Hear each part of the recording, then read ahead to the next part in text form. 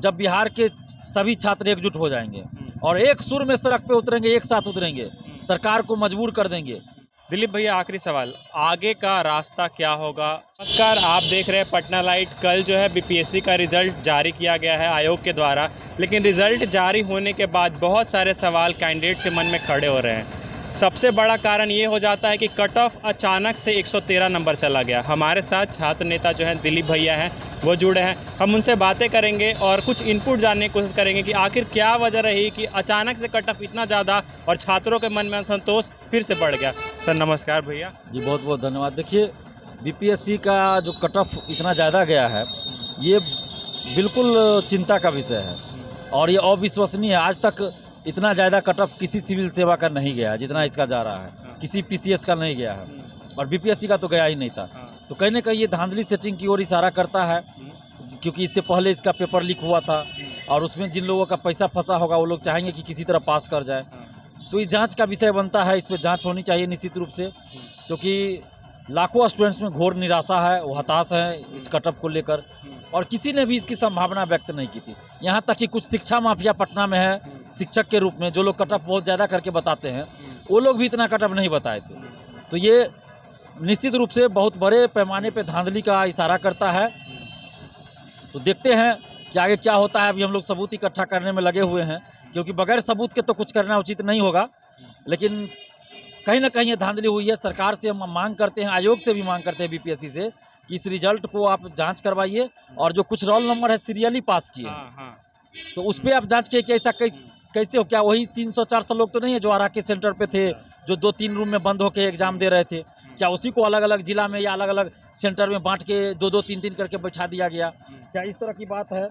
तो ये जांच का विषय है, जांच होना चाहिए। इसके अलावा मेरे पास 2 रोल नंबर ऐसा आया है जो कि एब्सेंट था, जैसा कि छात्रों का कहना है, और उसका रिजल्ट है, तो इसकी भी जांच होनी चाहिए। एक रोल नंबर मैं बता रहा हूँ 498112, ये मैसेज मेरे पास आया, आप देख सकते हैं।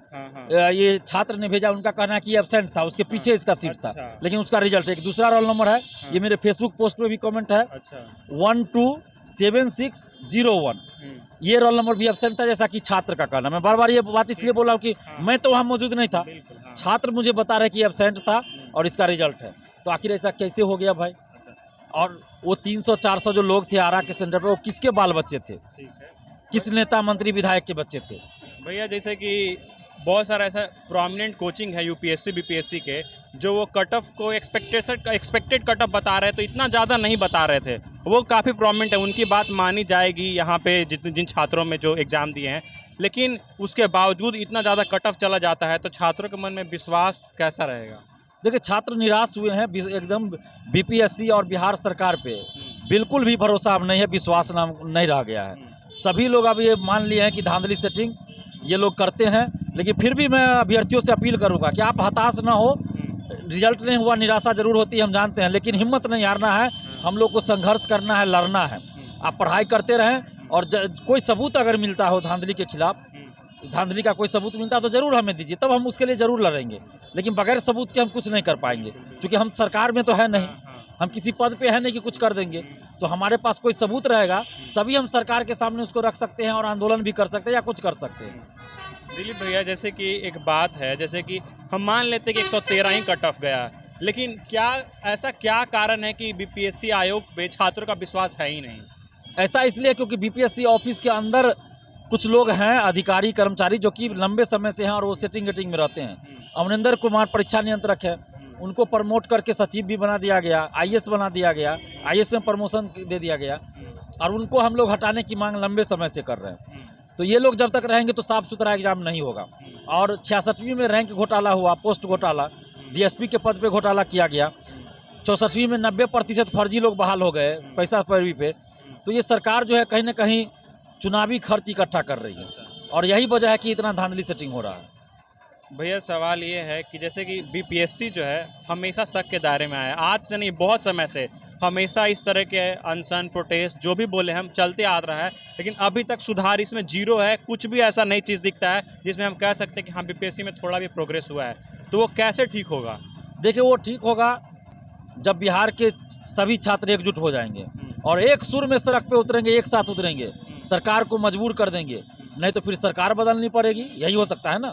क्योंकि बीजेपी जदयू देख लिए, जदयू आरजेडी भी देख रहे हैं, कांग्रेस भी साथे है, तो कोई पार्टी या कोई नेता तो बोल नहीं रहा है इस पे कुछ।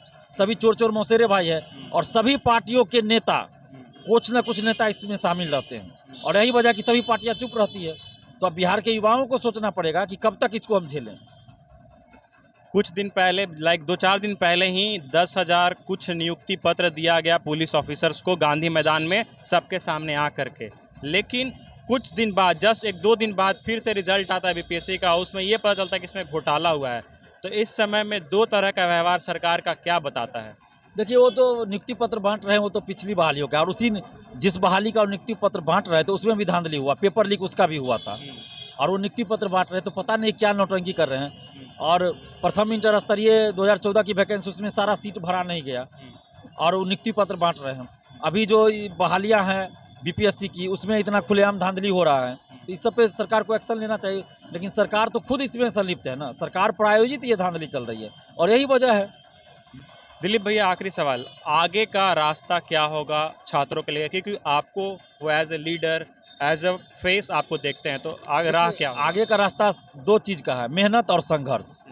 पढ़ाई में मेहनत करें, और संघर्ष भी करना पड़ेगा, लड़ना पड़ेगा, सरकार से लड़कर अपना अधिकार लेना पड़ेगा। तो ये दोनों चीज़ करना पड़ेगा, तभी कुछ हो पाएगा।